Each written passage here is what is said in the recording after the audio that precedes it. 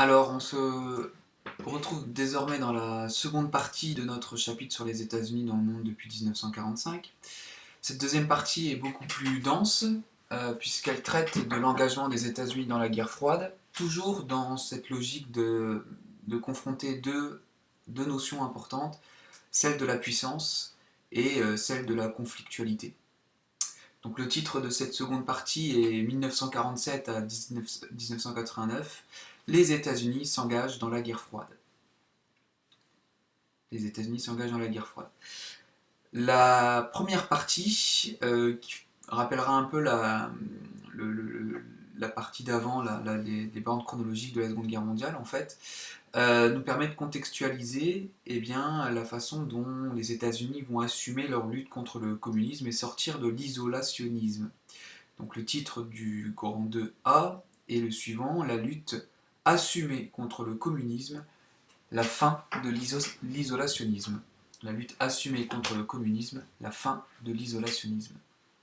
Alors, pour mettre un peu dans le contexte, euh, au moment où Roosevelt décède, enfin, un peu avant de décéder, hein, il décède le 12 avril 1945, eh bien, le président Roosevelt est convaincu que l'avenir de la paix dépend moins des institutions qui ont été créées en 1945 que de la capacité des États-Unis et de l'URSS à trouver un terrain d'entente, ou du moins à maintenir une entente.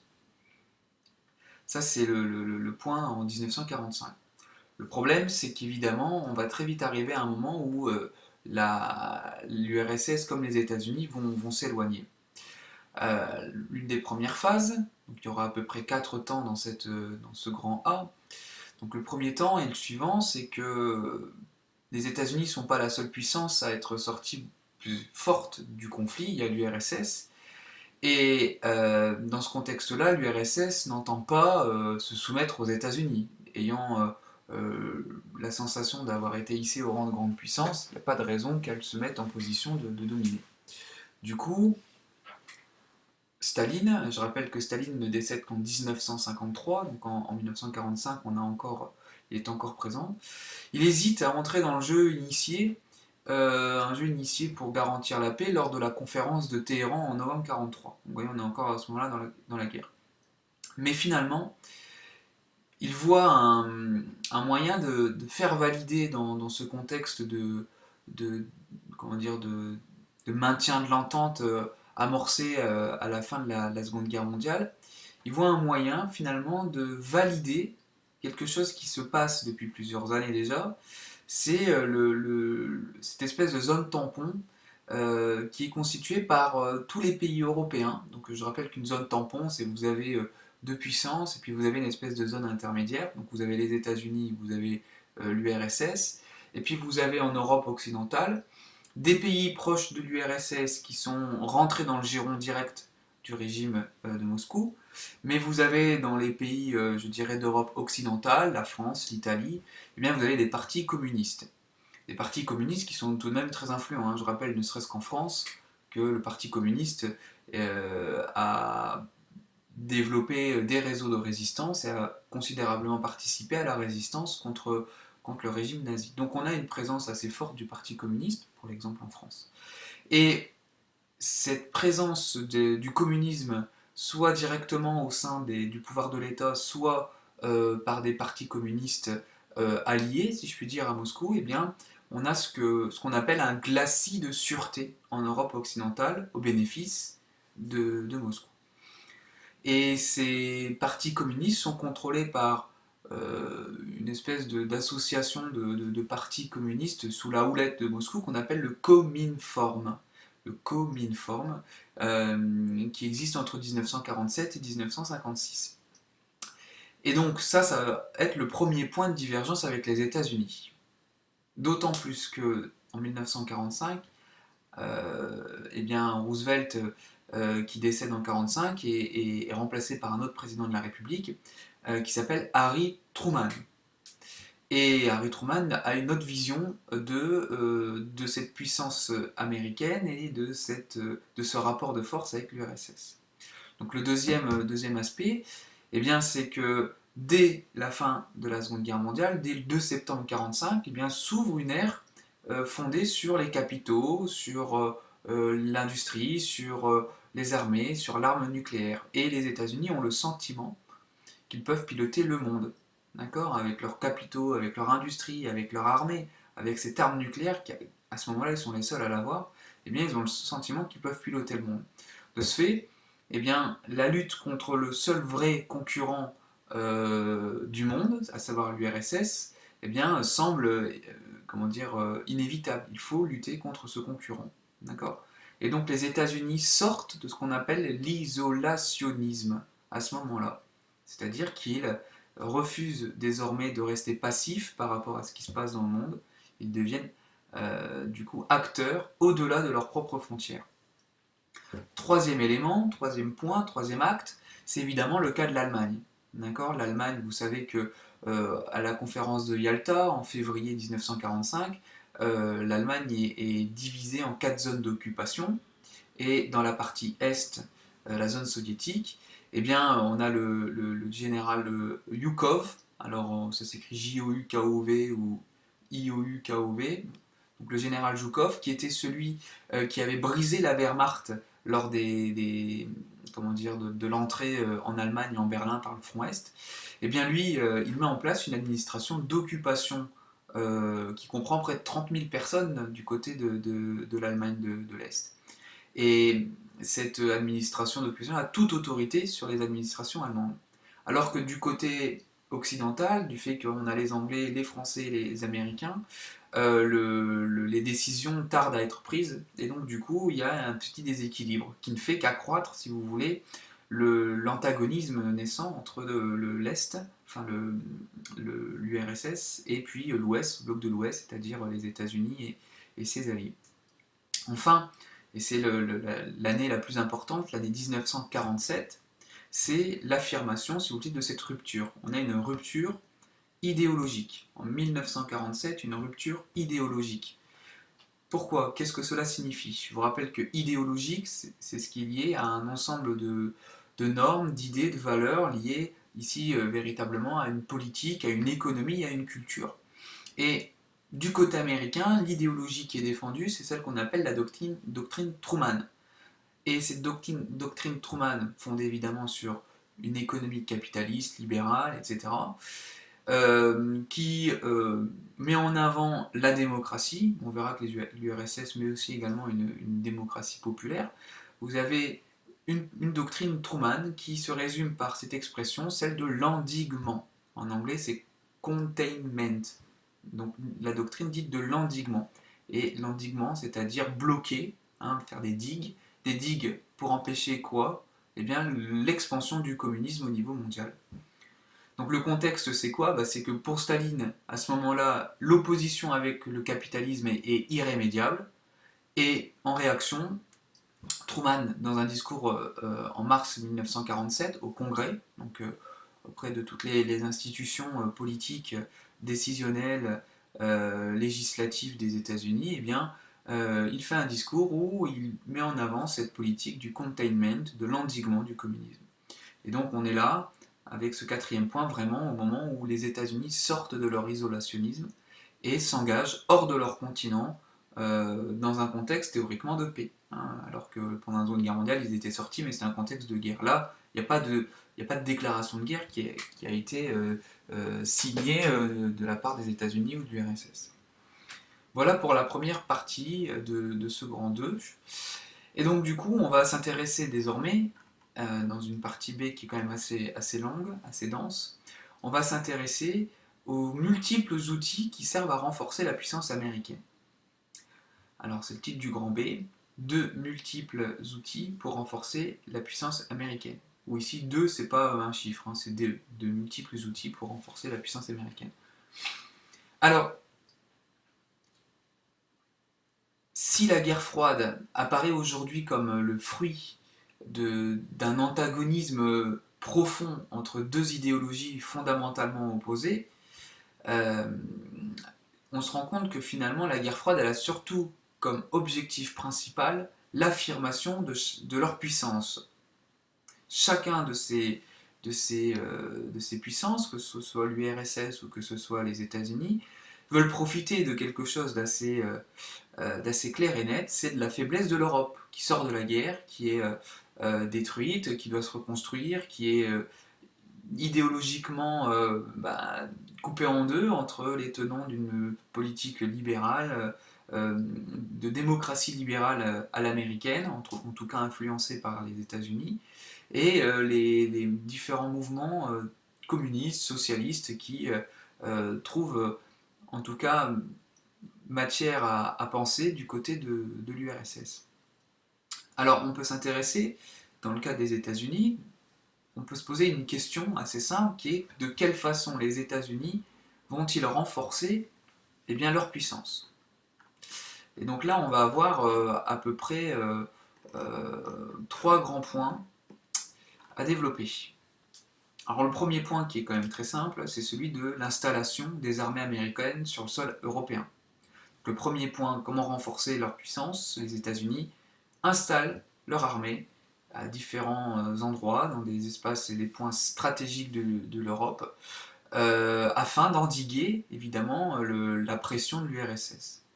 Et pour les Européens, en tout cas pour une partie des Européens, euh, l'apparition des États-Unis peut être assimilée à un peu une figure de sauveur. En tout cas, les États-Unis entretiennent et essaient de construire une image de sauveur en Europe, afin d'être bien perçus.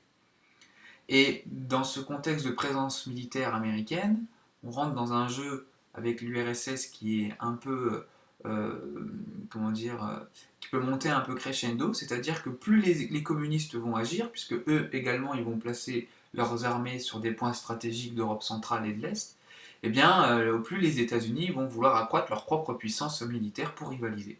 Donc on va avoir une montée en puissance d'un point de vue militaire tout au long de la guerre froide en Europe. Ça, vous l'avez vu l'année dernière en première. Le deuxième point pour construire cette puissance, eh bien, on retrouve encore le cas de Truman. Alors, je vous rappelle que Truman, il a fait deux mandats. Il a fait un mandat de 1945 à 1949 et un mandat de 1949 à 1953. Donc, c'est assez simple pour vous de retenir les mandats de Truman, puisque bon, ça commence à la fin de la Seconde Guerre mondiale et ces mandats s'arrêtent en même temps que décède Staline la même année en 1953. Donc vous voyez qu'entre 1945 et 1953, le monde est dirigé par Truman et Staline, pour faire simple. Alors, donc dans ce deuxième point, qu'est-ce qu'on constate? Eh bien, on constate que Truman, pendant les 2 années de 1947 à 1949, va mettre en place et construire un système impérial, donc ce qu'on appellera d'une certaine façon l'impérialisme américain. On appellera ça également l'empire, enfin, ils appelleront ça également l'empire de la liberté. Autour de quoi? Fondé sur les autres démocraties occidentales. D'accord? Je vous rappelle qu'un empire, c'est une puissance qui se projette sur des territoires hors de ses frontières, par-delà les océans. Et donc ici, ce système d'empire américain, évidemment, on n'a pas une colonisation telle qu'on avait au XVIIIe siècle, mais par le truchement, si vous voulez, de prêts d'argent pour la reconstruction, par une présence physique militaire dans des points stratégiques le long de la frontière de ce qu'on appelle le rideau de fer, de ce qui va être mis en place et qui se met déjà en place sous la forme de ce rideau de fer, de cette frontière qu'on ne peut traverser, eh bien on a finalement une présence américaine dans la majorité des démocraties occidentales. Bon. Donc, la mise en place de ce système impérial passe d'abord, comme je vous l'ai dit, premier élément, par le plan Marshall, que vous connaissez bien, 1947, le plan Marshall. Donc, c'est un soutien financier de la part des États-Unis pour redémarrer l'économie des différents espaces européens, mais également d'Asie, qui ont subi la guerre. Donc, vous avez évidemment l'Europe, mais vous allez avoir des pays comme le Japon, qui va avoir cette perfusion économique. Vous avez l'Allemagne qui va profiter, l'Allemagne de l'Ouest qui va profiter du plan Marshall pour se reconstruire, etc., etc. Deuxième élément, grâce à ce soutien économique, eh bien, les Américains arrivent progressivement à faire passer l'idée d'une alliance idéologique, économique et militaire dans les démocraties occidentales. Donc, je répète, on a cette progressive mise en place d'une idée pour ces pays-là que une alliance idéologique, économique et même militaire est possible. Et évidemment, cette alliance serait chapeautée par les États-Unis. Alors de quelle alliance s'agit-il? Alors entre 1949 et le milieu des années 50, on a trois grands systèmes d'alliance. Vous avez l'OTAN, l'Organisation du traité de l'Atlantique Nord, que vous connaissez en 1949. Vous avez en 1954 l'OTASE, O-T-A-S-E, pour Organisation du traité de l'Asie du Sud-Est. Et puis vous avez en 1955 le pacte de Bagdad. D'accord? Donc on est dans le Moyen-Orient. On se doute bien que pour le pacte de Bagdad, il y a des intérêts économiques. On est dans une région qui, depuis la fin de la Première Guerre mondiale et le démantèlement de l'Empire ottoman, est dans un contexte qu'on verra un peu plus tard dans le cours, de profonds changements. Les les anciennes royautés sont renversées par des putschs militaires, ou alors des démocraties sont renversées par des putschs militaires qui se transforment en royauté.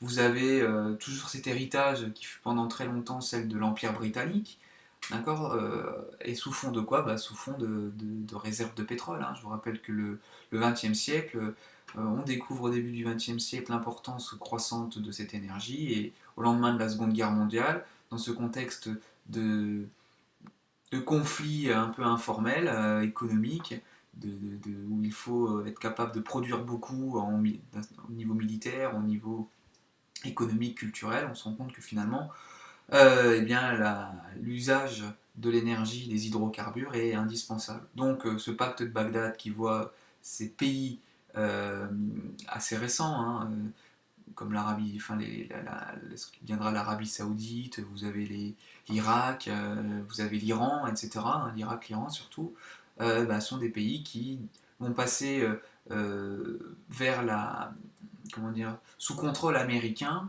par choix et en réaction face aux Britanniques. Bon, voilà, je passe les détails. Bon, donc du coup, vous avez vraiment ici le plan Marshall et cette idée d'alliance idéologique, économique et finalement militaire. Il convient donc ici de zoomer un tout petit peu sur cette politique de l'endiguement, de cette ligne, si vous voulez, de containment qu'on retrouve de la part des États-Unis, de part et d'autre de l'URSS, donc côté Pacifique, côté Moyen-Orient et côté l'ouest de l'Europe. Il y a deux objectifs. Le premier objectif, évidemment, c'est dans cette ligne d'endiguement, c'est une ligne militaire de surface. Le but est d'empêcher physiquement l'URSS de s'étendre. Et il y a une deuxième ligne qui est celle du développement économique, politique et humain, qui traite pour le coup des vrais problèmes de développement. L'objectif de cette ligne de développement, ben, c'est de protéger ce qu'ils considèrent être des peuples libres et lutter contre l'avancée du communisme dans ces territoires. Donc c'est ce qu'on retrouve, et ce qu'on retrouvera d'ailleurs dans des exemples qu'on va développer, pas forcément en entier, partiellement, mais qui illustrent bien cette volonté de bloquer. On bloque militairement et on développe les territoires qui pourraient être soumis à l'influence du communisme. On va retrouver ça en Allemagne, on va retrouver ça en Corée, entre 51 et 53. Vous avez le même problème à Cuba, et puis par la suite dans ce qu'on appelle l'Indochine, puis le Vietnam. D'ailleurs, ça sera le troisième point de ce grand B, après avoir vu le fait de comment ils renforcent leur puissance, donc par l'aspect militaire, par la doctrine Truman et l'endiguement. Et bien évidemment, le troisième élément, eh bien c'est ils étendent leur puissance en essayant d'étendre leur influence sur les anciennes colonies qui sont devenues indépendantes. Voilà. Le troisième élément, c'est qu'on est dans un contexte de décolonisation et d'indépendance, et donc les États-Unis tentent d'étendre leur influence, non pas par une prise de pouvoir militaire de ces territoires en friche, mais plutôt par une présence, un soutien au développement dans des anciennes colonies. Vous avez ce phénomène-là, par exemple, avec la guerre de Corée, et on pourrait éventuellement développer l'exemple de la guerre de Corée pour essayer de saisir quel lien il peut y avoir entre la guerre de Corée et l'idée de puissance américaine. Donc on va zoomer sur cet événement. Donc la guerre de Corée, donc on est au tout début des années 1950. Donc pour rappel, la Corée c'est une ancienne possession japonaise qui fut occupée dès 1945 par les soviétiques au nord et les américains au sud, et qui fut divisée de façon comment dire, horizontale selon le 38e parallèle nord. Donc, vous savez, les parallèles, vous avez l'équateur, et puis vous vous dirigez, au plus vous allez vers le nord, au plus vous allez vers le 90e parallèle nord, 90e parallèle sud. Donc vous comptez 38, et le 38e parallèle passe pile au milieu de la péninsule coréenne. Et donc de ce fait-là, pour diviser la Corée entre les soviétiques et les américains, en tout cas en termes d'influence, entre Coréens du Nord et Coréens du Sud, eh bien l'ONU a été décidé de la diviser sur le 38e parallèle.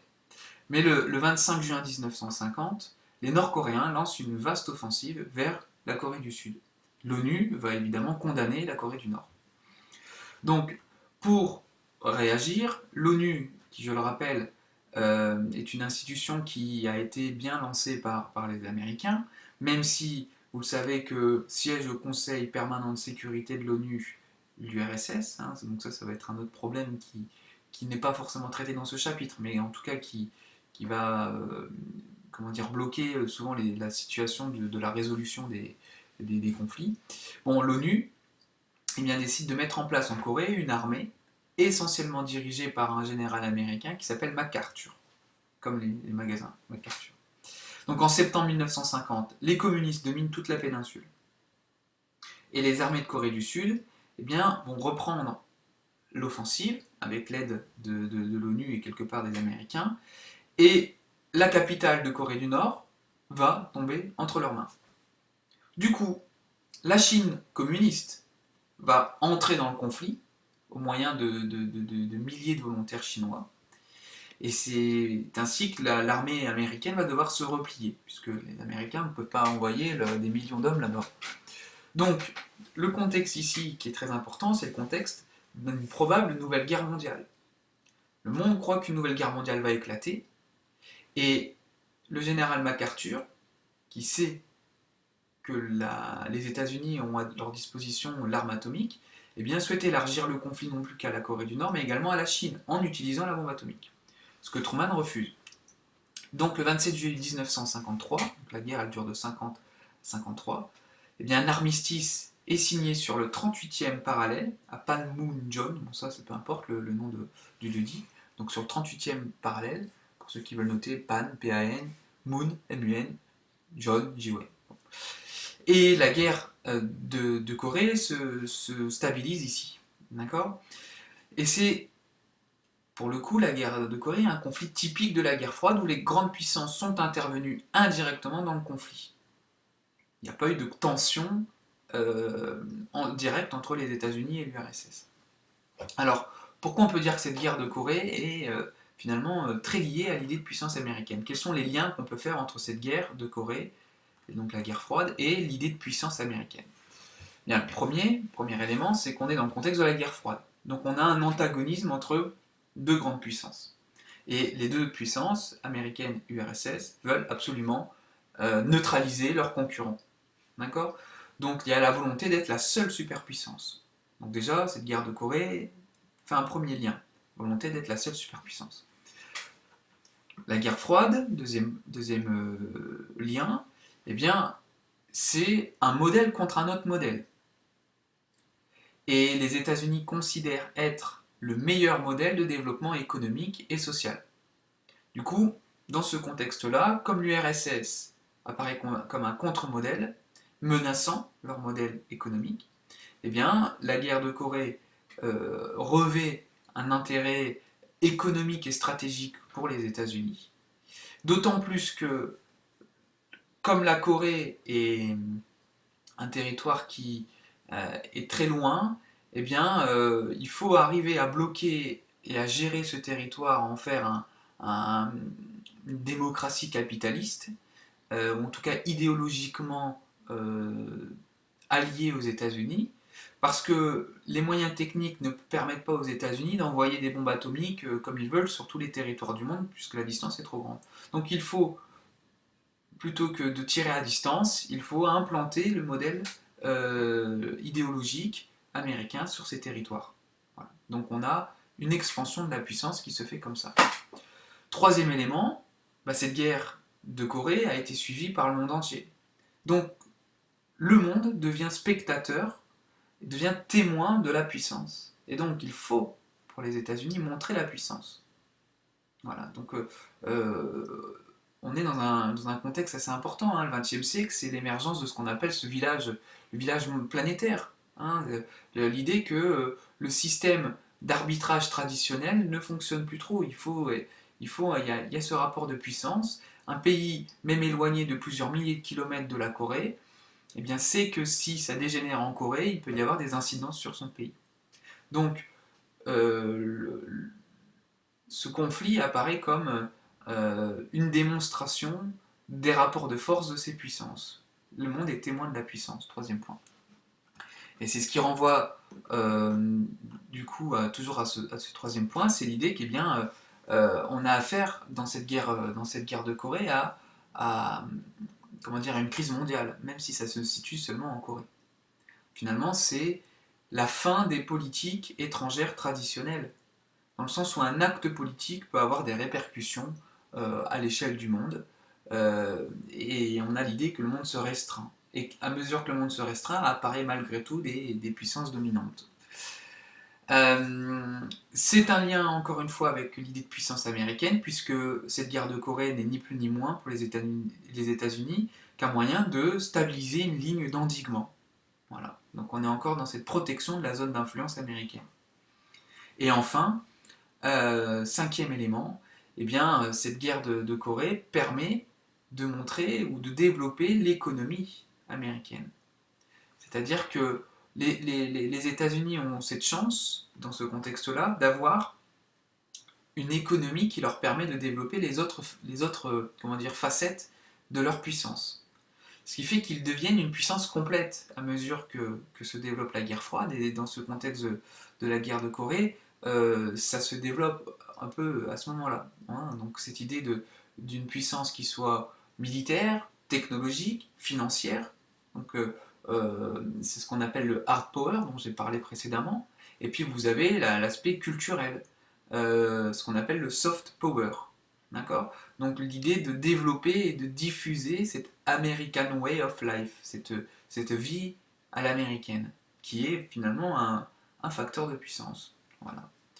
Et cette puissance militaire, diplomatique des États-Unis est depuis 1947 et pendant toute la guerre froide soutenue par les différents bords politiques. D'accord ? La puissance financière également soutient cette puissance militaire et diplomatique. Donc ce qui permet de consolider la puissance américaine. Et donc voilà pour l'exemple de la guerre de Corée.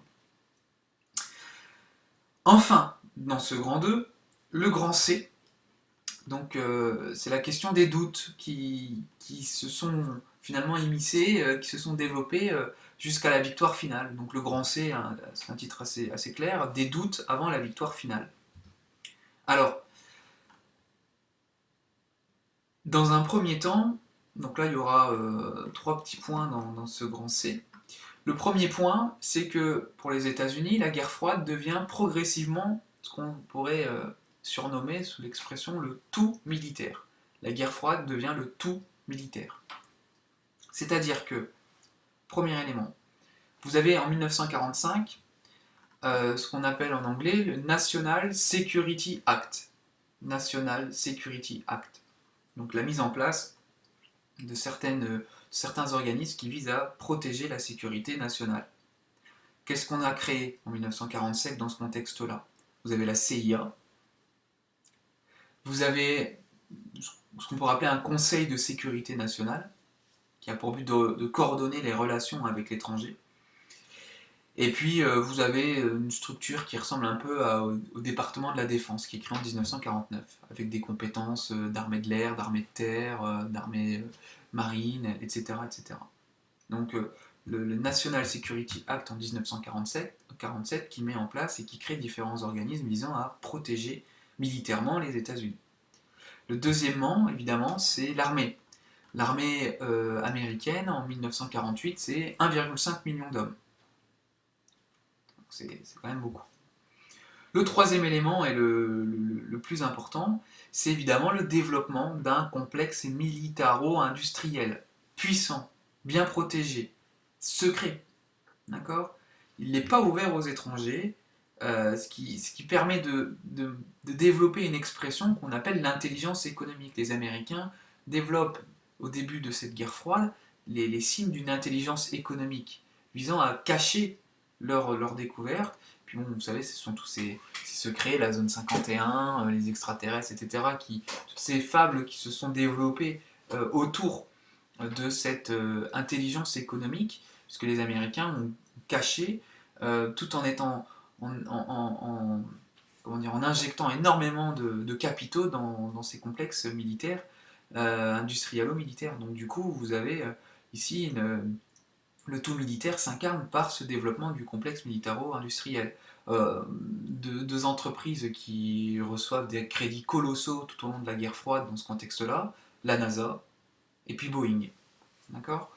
Je vous rappelle que vous l'aviez certainement vu quand vous étiez en quatrième, c'est un lointain souvenir, mais en quatrième, vous vous souvenez, vous aviez eu un cours de géographie sur la puissance américaine, et vous aviez vu que dans les années, alors on est en 2017, c'était il y a 4 ans, donc en 2011-2012, vous aviez ce document où vous voyez le budget militaire américain par rapport au budget militaire de tous les pays du monde, les Américains compris, et on voit que les Américains possèdent, investissent dans le militaire la moitié de toutes les dépenses militaires mondiales. Les Américains ont une dépense militaire qui correspond à la moitié de toutes les dépenses militaires du monde. Voilà. Donc vous avez les États-Unis, puis après vous avez les autres pays du monde qui se partagent en tout cas qui en termes de masse monétaire, monétaire de budget, ont un budget qui représente pour les 190 États du reste du monde, et bien vous avez seulement la moitié de tout budget militaire du monde. Les Américains, à eux seuls, c'est la moitié.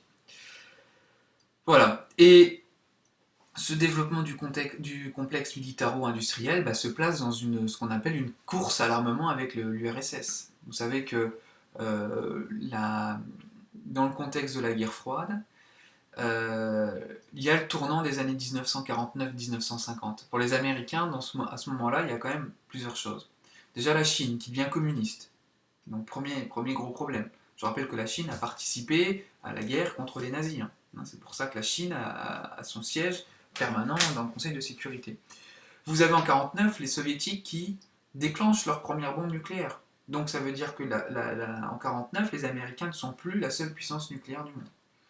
Et le contexte de la guerre de Corée, avec le coup de force de la Corée du Nord couplé avec la Chine.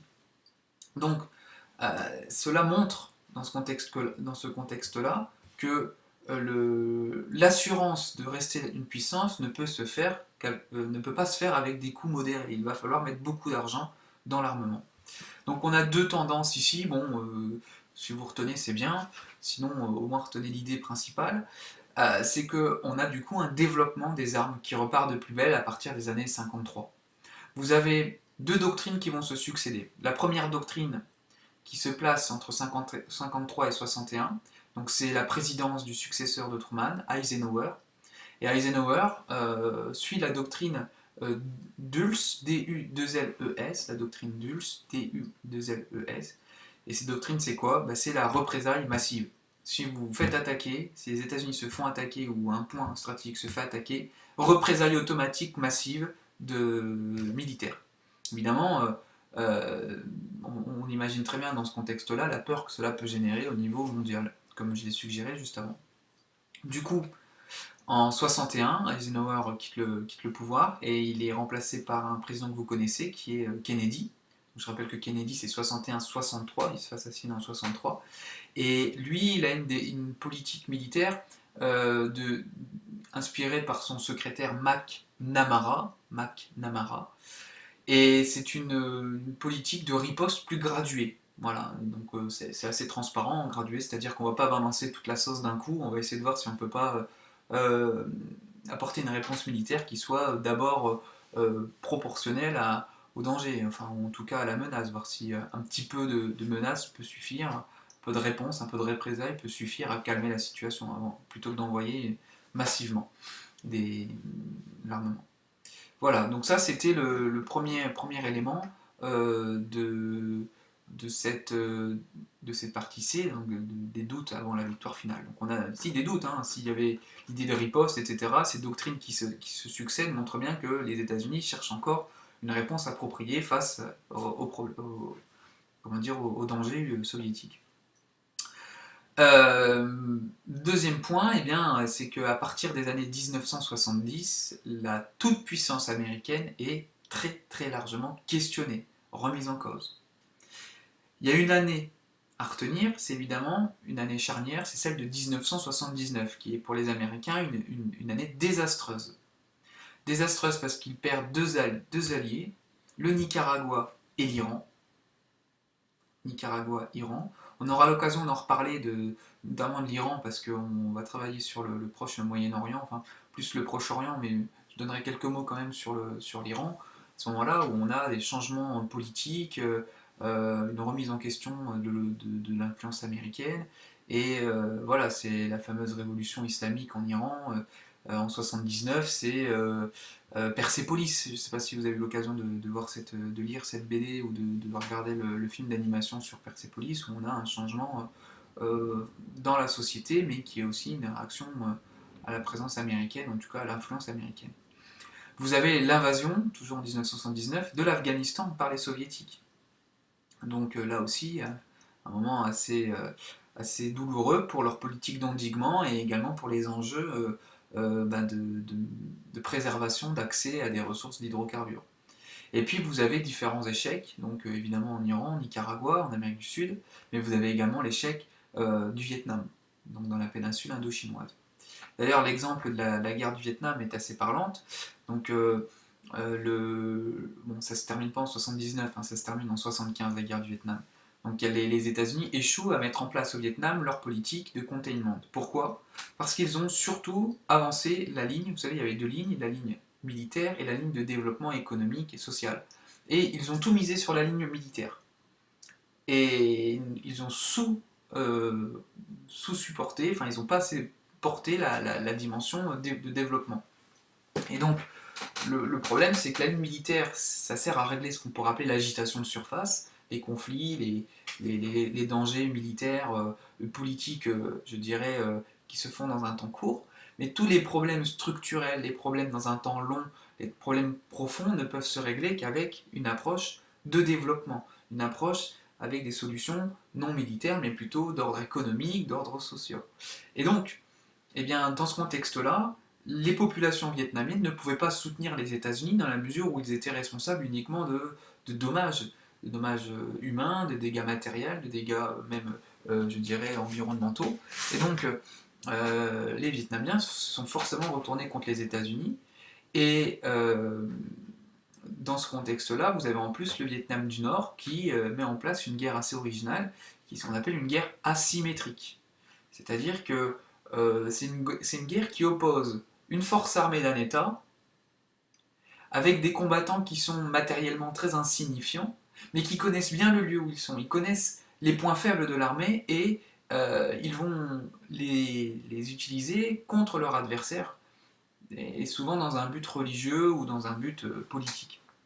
Et donc du coup, eh bien, tout ça, cette guerre asymétrique menée par le Vietnam du Nord, plus la population qui en veut aux États-Unis, ben, ça entraîne un échec. Et c'est un échec, un revers à la fois militaire, mais à la fois idéologique.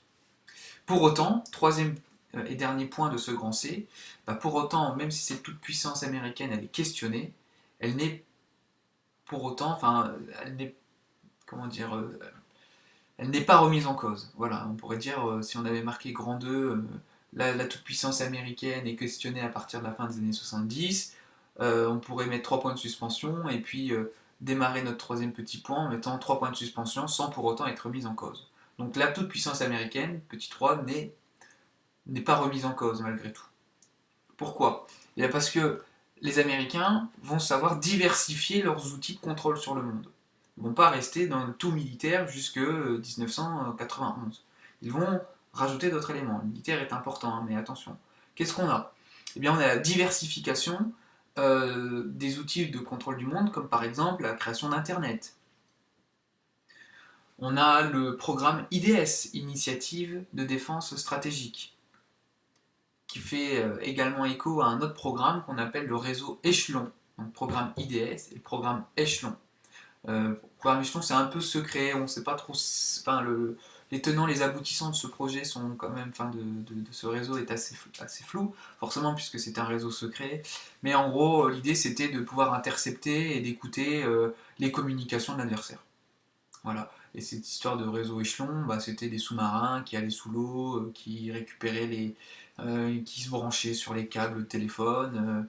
Aujourd'hui, les réseaux échelons, ça serait des sous-marins américains qui vont se brancher sur les câbles de fibre optique qui traversent les océans et qui partent tous ou convergent tous à un moment donné vers les gros serveurs américains. Bon, voilà. Et évidemment, on a le contrôle de l'information et de la diffusion des informations, notamment avec le développement par exemple, des dessins animés de Walt Disney, d'accord, ou les différentes modes de consommation qui finissent par diffuser la culture américaine. Voilà. Et donc, toutes ces orientations politiques ont été initiées par Truman. Et elles ont été soutenues tout au long de la guerre froide par les deux grands partis américains que vous connaissez, les démocrates et les républicains. Donc démocrates plutôt à gauche et les républicains plutôt à droite. Voilà. Et donc du coup, c'est ce qui permet aux Américains d'avoir quand même une grande réussite en termes de puissance, malgré les conflits, ou en se servant des conflits pour maintenir leur puissance, leur superpuissance jusqu'à la fin de la guerre froide. Voilà. Donc en conclusion de ce grand 2, on pourrait dire que au lendemain du conflit de la guerre froide, eh bien, c'est un tournant majeur dans la politique des États-Unis, puisqu'ils sont devenus, à l'issue de cette guerre froide, donc en 1991, ils sont devenus une puissance complète. Ça, c'est important de le noter. C'est une puissance complète, militaire, économique, financière, culturelle, diplomatique, etc., etc. Et ils essayent du coup, dans ce contexte d'ouverture du monde, de mondialisation, d'imposer leur propre modèle au reste du monde. Donc ça, on a ici une pratique de la puissance. Et c'est ainsi qu'on parle de ce nouvel ordre mondial qui se met en place en 91. Le nouvel ordre mondial dominé par les États-Unis, ou en tout cas économiquement clairement par les États-Unis, militairement clairement par l'influence américaine qui se ressent dans les différentes interventions de l'ONU. Voilà. Et à la fin de cette guerre froide, la priorité n'est plus le tout militaire. Déjà dans les années 70-80, on avait cette vague de démilitarisation en accord avec l'URSS, mais du coup, au lendemain de la guerre froide, eh bien, les États-Unis, pour eux, la priorité, c'est le libre-échange économique, la libéralisation des échanges, la démocratie libérale. Voilà, ce sont les trois éléments qu'on peut citer. Malgré tout, avec l'effondrement du bloc soviétique, eh bien, apparaissent les premiers signes d'une érosion de leur puissance. D'accord, parce qu'ils perdent progressivement leur hégémonie financière. Ils sont critiqués un peu partout dans le monde pour leur présence, leur influence, leur façon comment dire, de s'immiscer, d'intervenir dans les politiques, enfin dans les gouvernements, dans les économies des pays qui sont à ce moment-là en voie de développement. Voilà. Et évidemment, on sait très bien que le tournant, ça sera avec le 2001, avec les attentats du World Trade Center. Voilà, donc cette partie 2 se termine là, et une partie très dense, hein. J'espère que vous avez réussi à bien prendre note. Il faudra peut-être revoir cette vidéo sur Moodle si j'ai pu la mettre sur Moodle. Mais voilà, vous avez affaire ici à un des gros blocs, c'est vraiment le moment clé de notre chapitre. Voilà. Et donc dans un troisième temps, qui suivra dans une troisième et dernière, enfin une quatrième et dernière vidéo, eh bien c'est depuis 90 comment les États-Unis tentent de rester la superpuissance mondiale. Voilà.